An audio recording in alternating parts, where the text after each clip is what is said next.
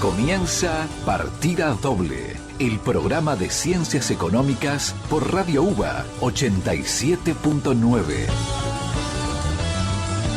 En la conducción, Norberto Lema. Coordinación temática y columnas, Andrés López y Oscar Cetrángolo. Producción, Unidad de Comunicación Institucional de la Facultad de Ciencias Económicas de la Universidad de Buenos Aires.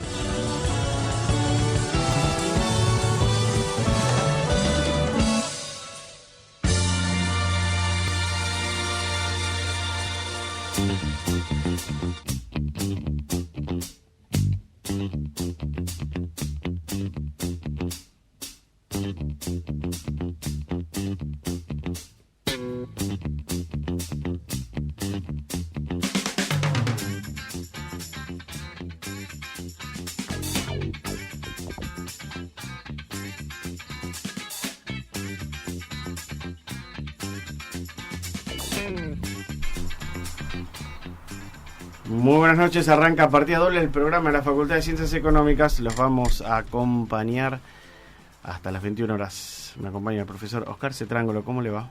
¿Qué tal, Alberto? ¿Cómo estás? ¿Todo bien? Muy bien. Profesor Andrés López, ¿cómo anda? Bien, ¿qué tal? ¿Todo bien? Bueno, semana que viene el profesor Cetrángolo tiene un partido importante. Sí, ¿Sí? Así que Todos tenemos un partido importante, perdóname. No, pero el profesor López es independiente. Sí. No sé, pero... Es intrascendente para él. Tiene un clásico propio. Por mí que se maten. Sí, ¿no? Falta mucho todavía. Bueno. Okay. Vamos a estar todo el mes preocupados por eso, lamentablemente. Sí, es verdad. Le hubiera hecho bien al país que no se juegue. Tenemos bueno. super clásico y después elecciones, así que vamos a estar embobados. Perdidos. Sí, muy bien. Señores, tenemos varias músicas, canciones relacionadas con el tema que vamos a tener hoy, que va a ser energía. Sí, y un invitado maradoniano. Y un invitado que... Maradoniano. Lo siento. ¿Más parecido a Messi puede ser o a Maradona? ¿Cómo? No, más parecido al Lobo.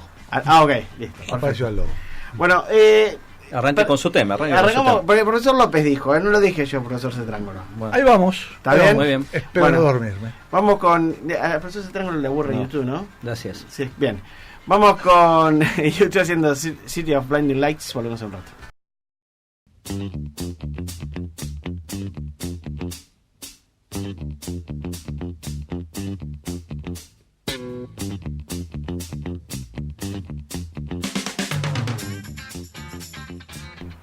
Seguimos en Partida Doble. Tenemos invitado en piso, profesores. Presentémoslo, por favor. Sí, tenemos a Fernando Navajas, que es economista jefe de Fiel, profesor en la Universidad de Buenos Aires, en la Universidad de La Plata, uno de los economistas más reconocidos del país, que ya tuvimos el gusto de que viniera a charlar con nosotros, ¿no? Y bueno, gracias Fernando por estar acá de vuelta con nosotros. Y, no sé, si bien el tema básico era energía, quizás podemos arrancar, como dijimos, un poquito por el contexto macro en general, ir a los precios relativos y de ahí lanzarnos al problema energético que no hemos podido solucionar ciertamente en estos años, ¿no?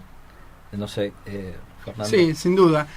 Mira, yo empezaría diciendo que la macro la podemos dividir en dos partes cuando uno la va a discutir. Uno es por qué no fue mal en los últimos, digamos, 3 o 4 años y qué es lo que va a pasar hacia futuro. Y uno piensa un poquito y dice, bueno, mejor discutamos qué va a pasar hacia el futuro, porque si vamos a discutir qué fue mal en 3 o 4 años, necesitamos 2 días para hablar.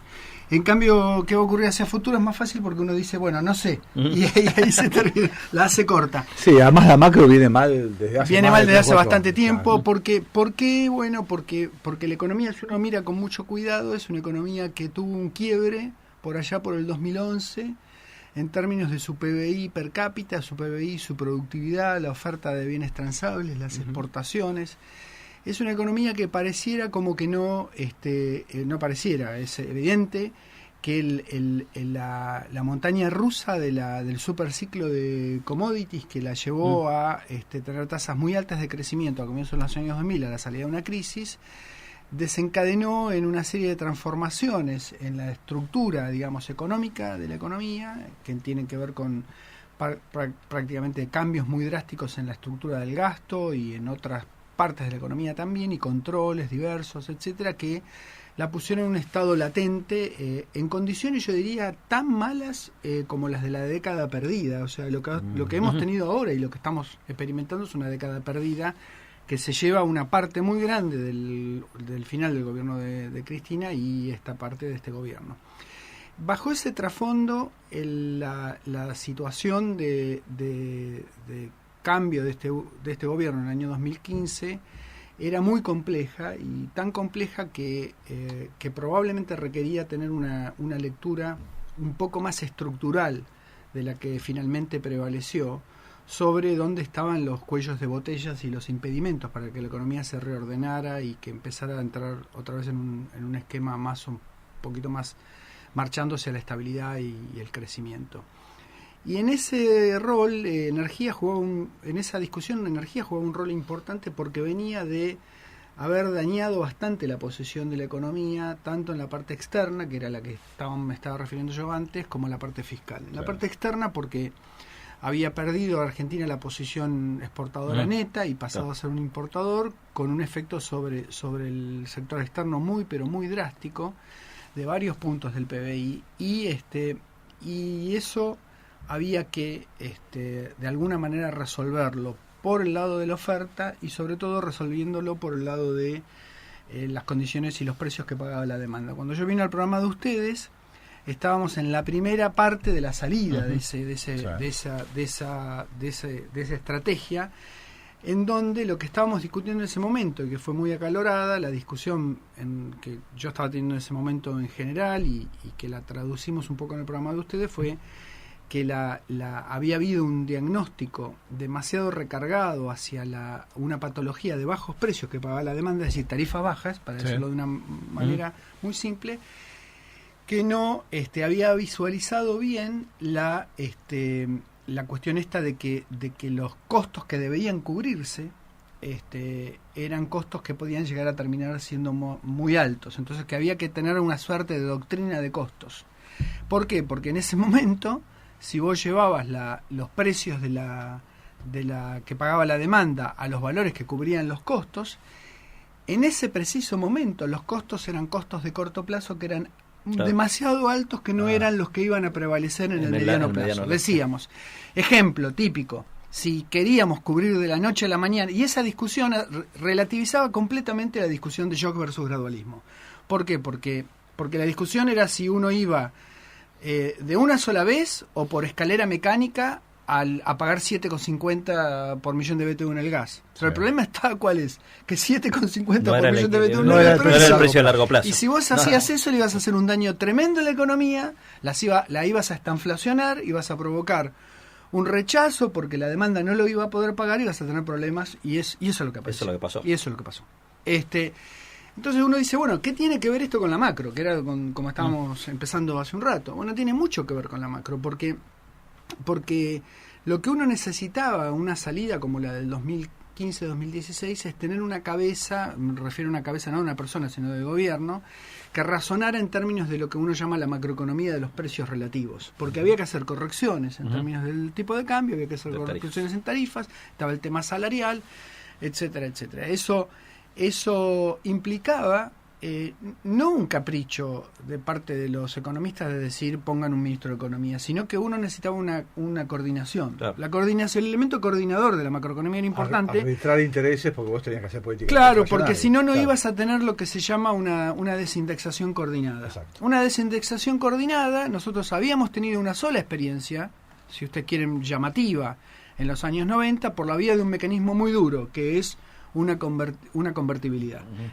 Eso uno lo presenta como un programa monetario, pero en realidad es un programa monetario que viene con elementos de política de ingresos y de precios, porque coordina precios e ingresos, y al mismo tiempo desindexa, y al mismo tiempo tiene efectos fiscales, porque hacía desaparecer el problema de rezagos fiscales y generaba una serie de efectos en la economía que eran recaudatorios. Luego ponía un tipo de cambio real de equilibrio aceptable, y la economía, ¡pum!, se reactivó. Pero los precios relativos de aquel momento no eran los de... No eran los de ahora. Ok, entonces entraste en esa situación y tenías que... ¿Vos qué era lo que no tenías que hacer? Lo que no tenías que hacer era pensar que vos ibas a estabilizar las expectativas y hacer una indexación coordinada, creíble, con un mecanismo como el de inflation targeting, eso lo discutimos en el programa de ustedes, dejando sueltas a las políticas sectoriales. Claro. Es decir, que los ministros sectoriales vengan y dijeran, yo voy a hacer una escalera mecánica de aumento de tarifas, voy a hacer esto, voy a hacer lo otro. Bueno, ese problema de diseño de la política macroeconómica vuelve a estar presente ahora. O sea, vuelve a estar presente ahora porque una parte importantísima ahora, ¿por qué? Porque la cuestión de precios relativos sigue siendo importante y relevante, porque no sabemos bien, en primer lugar, si el tipo de cambio que tenemos ahora es un tipo de cambio de equilibrio, es un tipo de cambio que depende, como dice el chiste que le hicieron los economistas ahora la semana pasada, que por el Día del Economista, que es un chiste que dice todo depende, entonces te dan un título de economista, porque dijiste todo depende, sabemos que eso va a depender de condiciones de financiamiento externo, esencialmente, de condiciones de financiamiento externos que van a determinar, y donde el tema del endeudamiento y de la resolución del endeudamiento establece claramente cuáles van a ser los recursos que tiene esta economía. Si uno mira la distribución en el tiempo del tipo de cambio real de la Argentina, es una suerte de distribución que se llama degenerada, porque no tiene una forma muy clara de un promedio o algo así. Cuando uno mira la de Brasil sí lo tiene, y en el caso de la Argentina uno tiene como 3 regímenes diferentes. Un régimen donde tiene cuantiosos recursos del exterior es un tipo de cambio, cuando tiene un poquito de recursos del exterior es otro tipo de cambio, pero algunos recursos del exterior, por ejemplo, el tipo de cambio que tendríamos ahora podría llegar a ser consistente con un ahorro externo que viene y que nos pone un punto y medio del producto. Cuando uno no tiene ahorro externo, cuando uno tiene que generar pagos hacia el exterior, el tipo de cambio de equilibrio es otra cosa. Eso ya genera una tensión muy grande, porque eso se traslada al resto de la economía, al proceso inflacionario, al tema de las tarifas. Entonces ahí la cuestión esta de la macroeconomía, de los precios relativos y de la desinflación es fundamental. Hay como una suerte de comunión o de relación o de vínculo entre la forma en la cual uno va a ordenar la operación de variables nominales, con que obviamente régimen monetario y fiscal que va a estar apoyando eso. ¿Y por qué? Porque venimos de una situación en que aprendimos en estos últimos 2 años. Aprendimos que la fórmula ortodoxa de querer ir a hacer overkill con una política monetaria que no emite y va a poner la tasa de interés a lo que dé, o un intento de hacer un ajuste fiscal que no puedes dar los 2 o puntos de superávit primario que uno puede llegar a necesitar bajo determinadas condiciones, requiere asistirse de otra cosa. Necesitas heterodoxia en esta historia.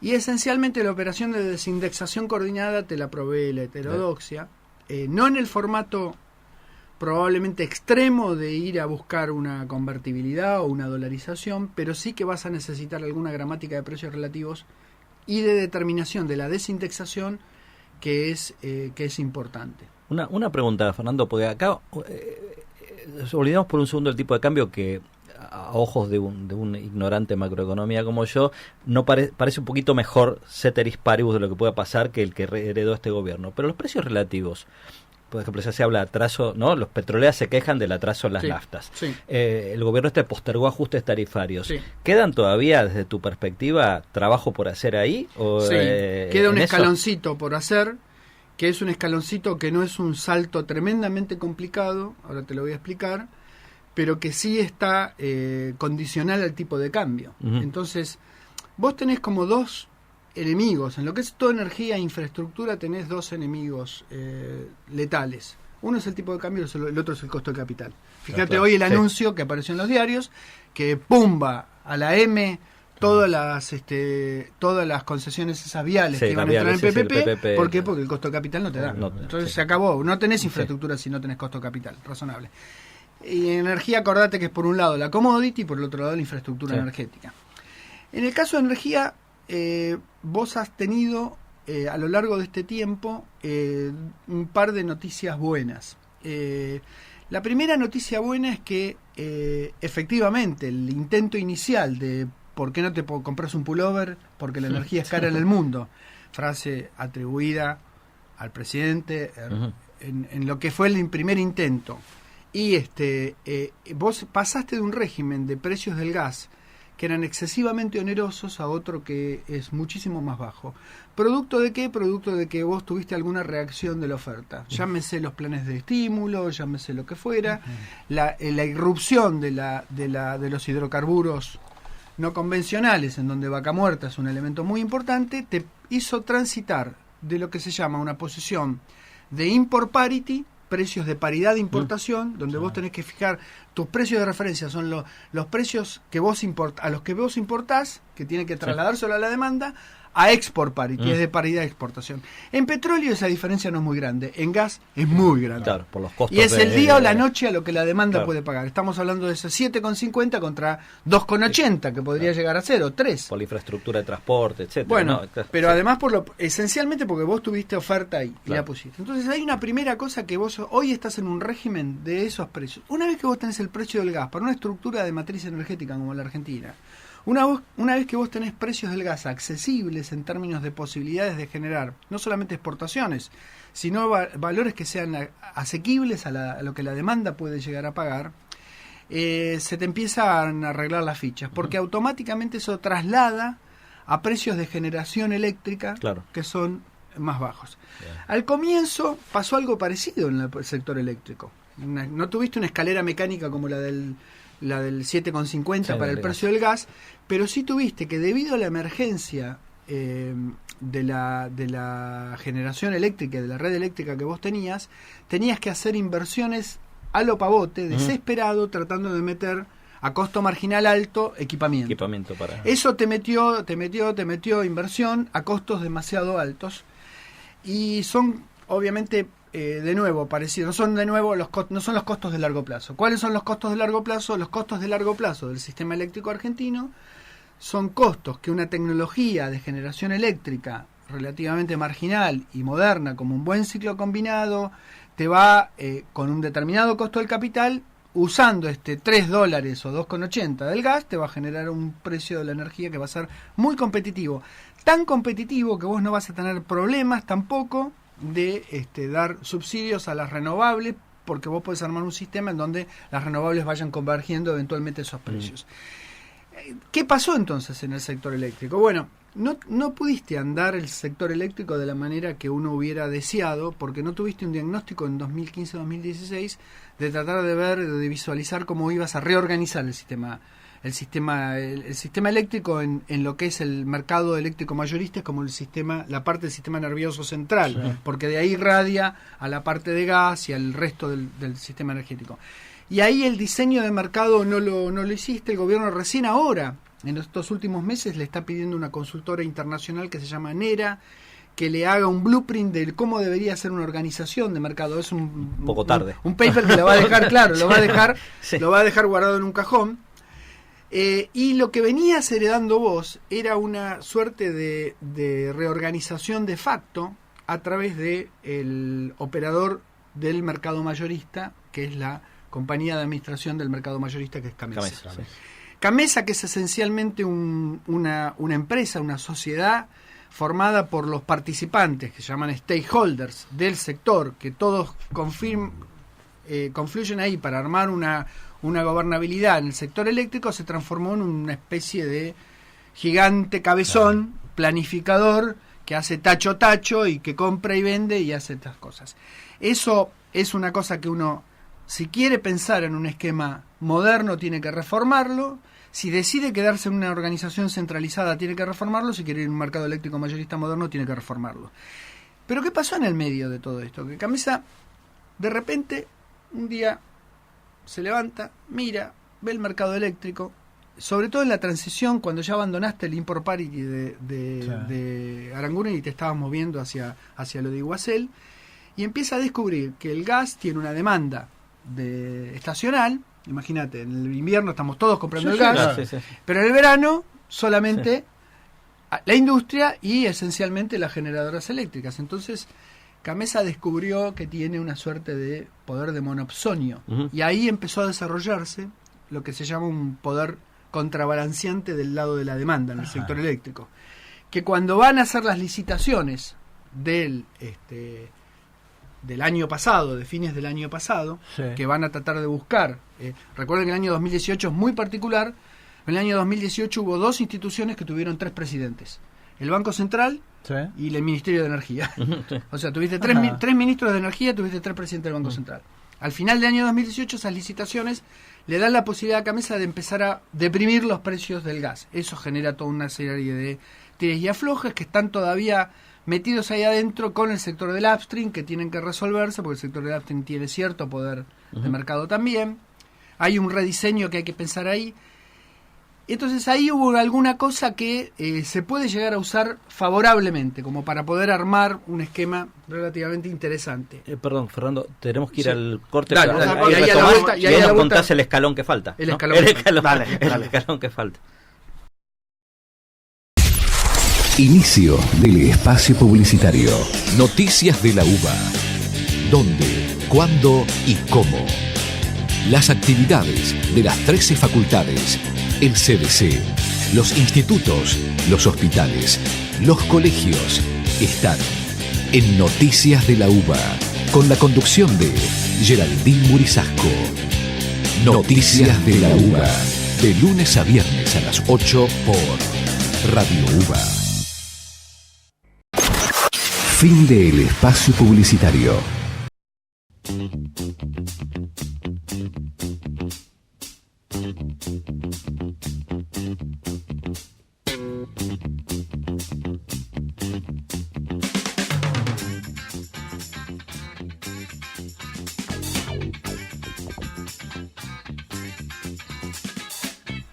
Seguimos aquí en partida doble. Profesor Cetrángulo, vamos a pasar su tema. Bueno, no es mío, ¿eh? Ojo, sería Sería fantástico. bueno si fuera suyo. No. Si fuera mío, sí. Cuénteme. Es un área de la ópera tosca, se llama Luce van le Stelle. Tiene que ver, obviamente, con la luminosidad, ¿no? La luminosidad de las estrellas en este caso. Perfecto. Y es un área muy Que muy quizás sea reconocida. lo que tengamos que usar cuando fracasa la política Puede ser, energética, ¿no? a lo mejor nos quedamos con eso, pero es un área que traje la versión de un gran tenor siciliano, Giuseppe Di Stefano, que era quien solía acompañar a María Callas en sus representaciones. Impecable, caballero. Vamos y volvemos en unos minutos.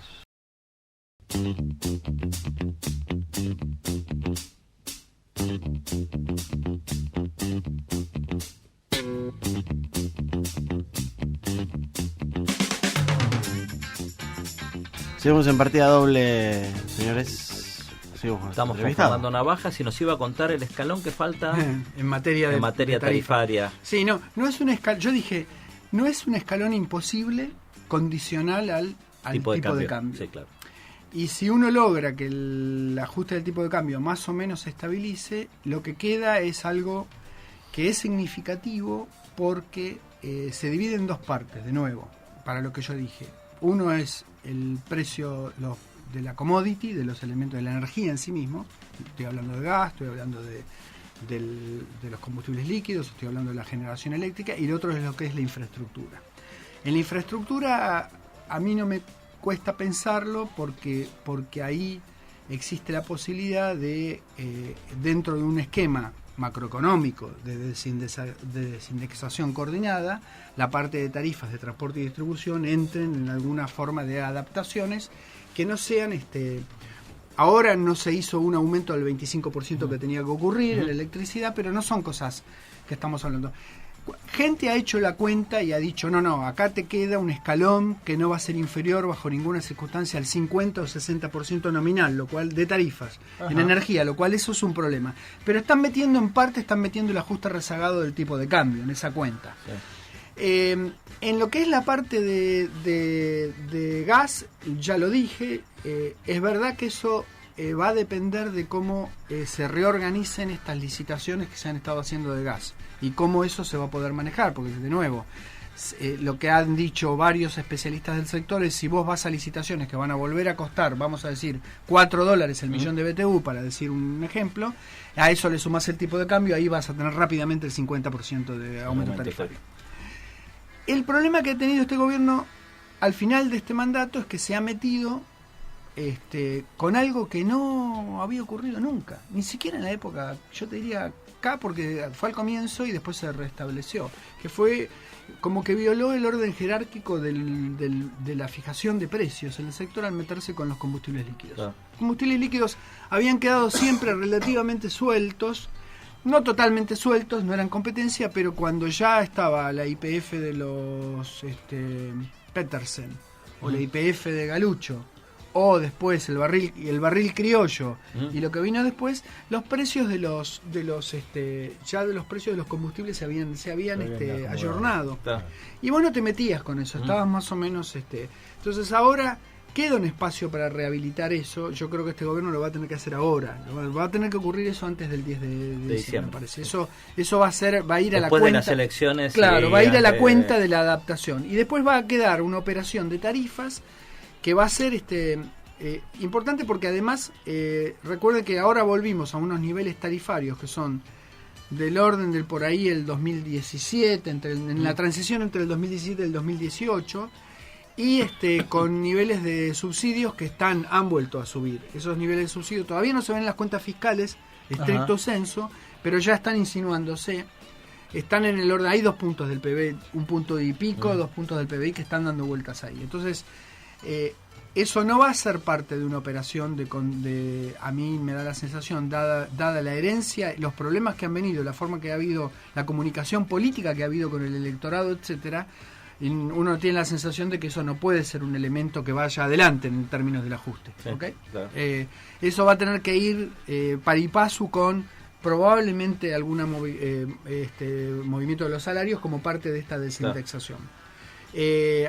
Pero lo importante es decir que los desfasajes que el sector energético tiene de cara al futuro promisorio que viene dado, porque vos vas a tener gas barato y eso te va a generar electricidad barata, es que vos no estás a una galaxia de distancia de lo que es el equilibrio, es decir, es un equilibrio posible. La pregunta ahí es cómo el sector energético se va a organizar, bajo qué reglas de juego, si vas a volver a un esquema muy intervenido o menos intervenido. Salvo que se vuelvan a enamorar del congelamiento tarifario con una... Sí. Como hicieron... Sí. ¿no? Pero acordate que el congelamiento tarifario inicial, que luego es el enamoramiento es porque viene después de la crisis, es un congelamiento que está hecho a expensas de algún capital acumulado. Es lo que en economía se llama capital sweetening. Sí. Vos haces transpirar al capital. Sí. En el esquema antiguo de los 4 jinetes del apocalipsis fiscal, que estudiamos alguna vez en un paper con Daniel Heyman, en términos de las ventanillas fiscales, el sector de subsidios venía representado por las empresas públicas. Entonces, o vos hacías un ajuste tarifario o vos tenías que poner el pesoducto, poner plata. Cuando ahora o vos haces el ajuste tarifario o vos tenés que poner subsidios, y no es muy diferente. En el medio tuviste un periodo en donde vos no hacías el ajuste tarifario y no tenías que poner plata, claro, porque todavía había energía, había reservas de petróleo, había gas, y eso no es posible hoy. Ahora hablamos también mientras estábamos en café, que Vaca Muerta es como la bala de plata, ¿no?, de este gobierno, aparentemente, lo que va a reemplazar el precio de la soja, las privatizaciones, no sé, digo, ¿no?, en distintos momentos del tiempo. ¿Qué está pasando ahí? ¿Cómo es realmente las perspectivas de Vaca Muerta en términos de la potencialidad de generación de divisas, y eso qué implicaría en términos de precios, subsidios? Bueno, en términos de lo que los economistas llamamos las externalidades pecuniarias, o sea, cómo se te traslada eso a precios más bajos, es lo que te conté recién de tener una presión deflacionaria, o sea, sobre el precio de la energía. Que eso puede tener ventajas en términos de la exportación, la generación de divisas, o el traslado hacia, obviamente, hogares, que lo vimos recién, o hacia costos en materia de alguna transformación, claro, que ocurra ahí. Esa es una gran operación. La de Vaca Muerta es una transición de nuestro sector del upstream, que tiene sus vericuetos, o sea, se la ha tratado de levantar, es una política de Estado, yo la definiría como tal, porque no es algo que haya nacido en el gobierno de Macri, claro, viene de atrás, viene desde el momento en que los renovables, los no convencionales empezaron a mostrarse en el mundo, y con el ejemplo de los Estados Unidos, y es uno de los pocos casos que hay afuera de los Estados Unidos como para poder desarrollar. Tiene una potencialidad en lo que a la parte geológica y económica se refiere muy, muy grande. Dicho esto, no creo que uno pueda pensar en Vaca Muerta en los términos fantásticos. Parece el segundo movimiento de la Sinfonía Fantástica de Berlioz, o sea, el vals. No alcanza el vals. con eso,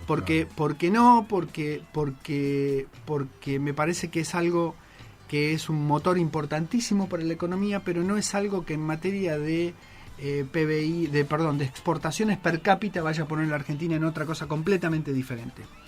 Usted me dice, sí, bueno, pero ¿qué cuentas son las que a los niveles de producción de Vaca Muerta uno puede llegar a tener en términos de lo que podrían llegar a ser una potencial exportación a 5 años o en un periodo relativamente de medio término? Y es cuantiosa. Existe la posibilidad de que uno pueda tener una operación que vaya tranquilamente entre los 10.000 y los 20.000 millones de dólares, que eso le pone a nuestras cuentas externas en otro lugar, varios puntos de PBI, o sea, nos pone en otro nivel. Esa es la parte tremendamente atractiva, es un motor, y eso ha generado una gran excitación. Yo, como digo, es política de Estado, va a continuar ocurriendo, pero también tiene que hacerse sobre la base de que hoy estamos en una etapa incipiente del proyecto ese, que tiene que ser pensado como desde una óptica de política pública, no tiene que ser pensado desde una óptica de política sectorial. Me refiero a sectorial pública, no sectorial de los intereses del sector. Eso es una cosa importantísima porque involucra muchos recursos. Hacer Vaca Muerta son recursos hidrocarburíferos en un país que, si bien no tiene niveles de contaminación muy altos, tiene que hacer una transición hacia emisiones que es mucho más baja. Ese esfuerzo se ha puesto en el sector energético, y como que, vamos a decir, el futuro que hoy los modelos proyectan hacia adelante en el sector energético son modelos en donde los combustibles líquidos no entra más la generación, la parte eléctrica del transporte eléctrico y del automóvil eléctrico. Es cierto que la generación eléctrica puede ser a gas. Entonces el gas ha sido interpretado como un gran puente de transición hacia hacia energía mucho más limpia. Y en ese sentido Vaca Muerta nos va a ayudar. Pero hay alguna cosa ahí porque fíjense, esa es una política de Estado, pero la otra política de Estado del sector energético es renovables. La parte eléctrica. Sí. Renovables viene en el formato de renovables que son no convencionales, básicamente eólica y solar, que Argentina es otra vez una potencia en ese sentido, en términos de sus posibilidades, pero también viene en forma de energía distribuida, la capacidad de la gente de generar su propia distribuida, de su propia electricidad. ¿Pero qué va a pasar con Vaca Muerta y el Acuerdo de París? Digo, porque no hay incompatibilidad, nunca ha habido, vamos a ponerlo en estos términos. No ha habido, por ejemplo, en la discusión esta de Mercosur, de incompatibilidades o de cuestiones, ningún planteamiento hasta ahora que haya dicho que un desarrollo ultraofensivo de Vaca Muerta, en términos de ir en una dirección de hidrocarburos muy intensiva, para un país que ya es intensivo en hidrocarburos, sea de alguna manera incompatible con el acuerdo, porque el acuerdo en última instancia te da opciones de ir por varias avenidas, y vos podés ser muy agresivo. Imagínate, vos podés ser muy agresivo en la parte de... Vos podés exportar hidrocarburos líquidos, usar el gas para generar electricidad, y con la electricidad hacer una transformación muy grande en términos de lo que es el sistema de transporte o de muchas otras cosas. Y ahí cumplir con un acuerdo. En ese sentido no lo va. Pero hay que pensarlo, porque yo alguna vez lo escribí esto, y es como dos trenes que uno tiene que evitar que choquen los trenes en algún momento. La otra cosa que Vaca Muerta tiene que ser pensada es que, como está en un estado incipiente, la morfología, la estructura de mercado y la forma en la cual el Far West, lo que se llama el oeste de Vaca Muerta, tenga que desarrollarse, tiene que ser bien pensado, con una dinámica moderna. Digo esto ¿por qué? Porque yo escribí hace unos años un libro con unos colegas, que empieza con el dictum famoso en el sector que dice los recursos naturales no están en Suiza, los recursos hidrocarburíferos no están en Suiza. Es decir, uno no extrae petróleo de Suiza. En Suiza hay seguridad contractual, pero el petróleo está en lugares en donde no hay seguridad contractual. Y se extrae de todas maneras, pero se extrae en una fórmula económica que para el ingreso nacional, cuando uno lo hace en la netea de las remesas al exterior o la netea del progreso tecnológico que permea al sector, a la generación de capital físico, capital humano, tecnología, crecimiento dinámico, no es tan claro que uno tenga eso. Algunos países lo han logrado hacer, clarísimo el caso de Noruega, claro. Pero otros no son así. Y eso uno tiene que tener mucho cuidado para que nuestra vaca muerta no se transforme en algo que esté más cerca de eso que lo que es algo moderno. Digo esto porque decir que uno le va a dar a vaca muerta las mismas condiciones que Permian, y se lo va a dar porque va a poner sobre la mesa los recursos fiscales que sean necesarios y las regulaciones que sean necesarias, no es lo mismo, porque lo que Permian tiene es una competitividad sistémica, y es esa competitividad sistémica de organización sectorial la que uno tiene que pensar de dónde proviene y la que tiene que pensar en cómo la arma, claro, esa estructura. No la competitiva en base a subsidios. No la competitiva en base a subsidios, porque si no vamos a estar volviendo a decir que va a ser una política industrial sobre la base de subsidios, y esa política industrial sobre la base de subsidios puede ser exitosa, porque puede ser esta sin ninguna duda luce como una industria incipiente que va a poder funcionar, pero esos recursos no van a ser bien utilizados si no están hechos dentro de un diseño sectorial apropiado. Y es más, pueden llevar a conflictos distributivos, sí, claro, regionales. ¿Quién pone y quién sabe? Claro, imaginémonos hacer política fiscal usando recursos coparticipables para financiar vaca muerta, en una disparidad de PBI per cápita entre Neuquén, que va a tener $30.000 per cápita, y el conurbano, claro, de la provincia de Buenos Aires, que va a ser paupérrimo. Digo, eso... Y no es una historia nueva para nosotros. No es una historia nueva, pero lo que pasa es que nosotros no podemos hoy decir que nos gustaría tener otra estructura del sector agropecuario porque los derechos de propiedad ya están consagrados, eso es cierto, pero los derechos de propiedad de vaca muerta no están consagrados, claro, porque todo lo que es el oeste de vaca muerta tiene derecho de propiedad a definirse, claro, y esa es la forma en la cual esos se van a definir, es importante. Estimados, tenemos la agenda. Larga agenda, ¿no? Un poco, hemos tenido más extensas todavía. Bien, rápido. 26 y 27 de septiembre, el Instituto Interdisciplinario de Economía Política de Buenos Aires y la Sociedad Argentina de Economía Regional los invitan a la 8ª Conferencia Anual Internacional Los Desafíos de las Regiones en Desarrollo, Políticas Públicas, Gobernanza y Sustentabilidad en la Facultad de Ciencias Económicas de la UBA. Semana de Confucio, entre el 27 y el 30 de septiembre, el ICUBA realizará una serie de actividades idiomáticas y culturales para sumarse a la celebración del Día de Confucio a nivel mundial.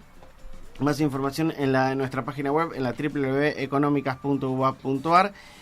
El Centro de Investigación en Metodologías Básicas y Aplicadas a la Gestión organiza la jornada de gestión y análisis de datos, el impacto de los datos alternativos en las ciencias económicas, el lunes 30 de septiembre de 16 a 20 en el aula 210 de la Facultad de Ciencias Económicas. Y del 1 al 4 de octubre se realizará la ECON con algunas de las conferencias que se realizarán. La primera será el miércoles 2 de octubre a las 19 horas en el auditorio, acto inaugural del 13º Congreso Internacional de Economía y Gestión ECON 2019. Las palabras de bienvenida del profesor emérito Ricardo Fallen Acuña, decano de la Facultad de Ciencias Económicas, y profesor doctor Alberto Barbieri, el rector de la UBA, ex decano de nuestra facultad. La conferencia inaugural será el ejercicio profesional frente a la nueva realidad del mercado laboral.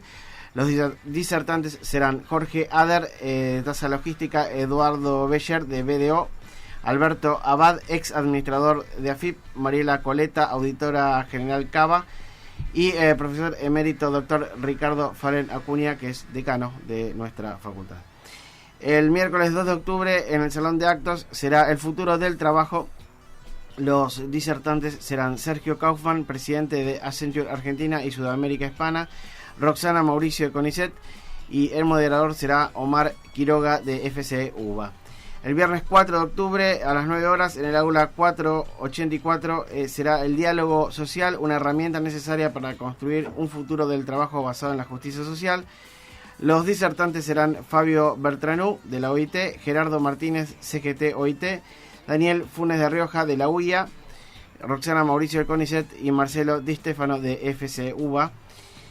Y por último, viernes 4 de octubre a las 19 horas en el Salón de Actos, todos mienten lo que Internet y el Big Data dicen de nosotros. Los disertantes serán Sebastián Campanario, economista y columnista del diario La Nación, Seth Stephen Davidovich, especialista en ciencia de datos y colaborador del New York Times. Paso además a decirle nuestras redes. En Facebook nos pueden encontrar en Económicas UBA, Twitter @UBA Económicas e Instagram FC UBA. Señores, esto fue la agenda del día de hoy. Tenemos ahí el viernes Ciérrale con un libro que hizo bastante ruido, Todos mienten, y viene el autor y así que puede ser interesante a los que les interesa estudiar, que sale de mirar lo que la gente busca en Google, etcétera. Nos queda un par de minutos, creo que es más útil que Fernando cierre un poco, no sé, con algún, no sé, Oscar, si tenés alguna pregunta particular. Porque hiciste una pintura fantástica y muy cerrada y muy compacta de cómo puede evolucionar el sector. ¿Cuánto de todo esto depende de la macro? Mucho, sí. Lamentablemente no estamos justamente. Yo lo que dije al comienzo de la coordinación macro arranca de varias visiones y de lecturas que uno ha estado mirando sobre lo que uno ya llamaría historia de la política económica en la Argentina. Sí. Y hay una descripción para mí extraordinaria que yo uso en un paper de Adolfo Canitrot, en donde dice, de un lado uno tiene la lógica microeconómica o sectorial, del otro lado tiene la lógica macroeconómica. Estas dos pueden estar separadas, puede haber una dicotomía en donde uno piense en uno y piense en la otra, cuando bajo determinadas condiciones de estabilidad macroeconómica. Pero en ciertos contextos de estabilidad macroeconómica una está necesariamente supeditada a la otra. Claro. Este es uno de esos momentos, claro, en donde la macro es la que va de alguna manera a determinar, a mandar. Y eso es la gran lección que el gobierno que está terminando ahora no pudo aprender en ese momento, digamos, ¿no? De que vos no podías hacer política sectorial si vos primero no entendías la condición de subordinación que eso tenía algún programa macroeconómico. Uh-huh. Sí, fue como vos contaste un poco, como que cada ministro tenía una libretita para seguir, una agenda, unas metas, sí, y nadie estaba viendo la consistencia de eso. Eso lo vamos a ver ahora. Si ahora, cuando uno dice, si ahora surge un esquema de programa macroeconómico, de implementación de política macroeconómica, en donde el equipo económico, por así decirlo, tiene que ir corriendo a tratar de preguntar a los ministerios qué es lo que están haciendo, y vamos mal. Vamos mal. O sea, primero que la magnitud de la cantidad y la calidad que el equipo económico tiene que tener hoy en día en la Argentina para poder tener en línea, en forma coordinada, las políticas sectoriales, operar con el Congreso, hacer la operación con el Fondo Monetario, con los acreedores, claro, macana, porque necesitas un equipazo. Al poner el centro de la escena, de acuerdo con el fondo, necesitamos, claro, el fondo no te coordina. El mejor el fondo te pide, y vos lo que tenés que tratar de ir, dado que lo que uno puede en la discusión franca con el fondo es decir, bueno, vamos a un acuerdo de facilidades extendidas que va a tener elementos que ahora nosotros los vamos a tener que decidir, porque ustedes francamente fracasaron se fracasó con este esquema que hubo antes, pero eso requiere mucho policidad, mucho diálogo de política, mucho músculo para poder hacerlo. Ojalá. Estimados, llegamos al horario. Bueno, gracias Fernando, súper interesante. Muy bueno. Volveremos el año que viene a invitarte para ver qué aprendimos. Esperamos estar en un mejor lugar. Sí, que los escalones todavía no estén ahí. Nos volvemos a encontrar martes que viene, 20 horas. Gracias. Chao.